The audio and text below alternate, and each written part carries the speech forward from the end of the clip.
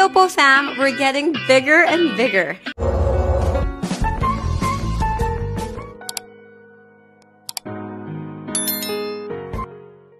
Usap-usapan ngayon sa mundo ng showbiz si Bea Alonzo at ang lalaking kasama niya umano sa Spain.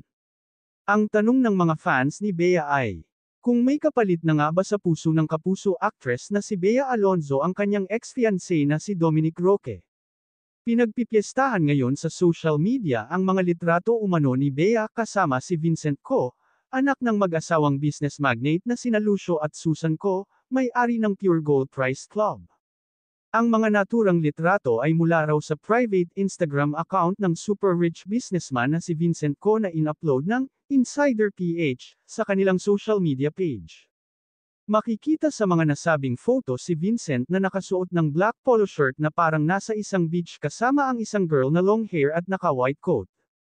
Parehong nakatalikod ang nasa litrato na magka-holding hands kaya hindi talaga makikilala kung sino sila. Pero base sa mga post ng netizens, na-i-connect nila ito kay Bea dahil sa OOTD nito habang namamasyal sa Andalusia, Spain. Makikita ang aktres suot ang kanyang beige blazer, black skirt, at white sneakers na parehong-pareho sa OOTD ng babaeng kasama ni Vincent, idagdag pa ang buhok nito na kapareho rin ng hair na nasa litrato. Say pa ng mga fans ng Kapuso star, pinusuan din daw ni Bea ang mga sweet photos na ipinost ni Vincent sa kanyang Instagram page. Ayon naman sa tweet ng isang bubwit, bet daw ng kampo o pamilya ni Guy si Bea.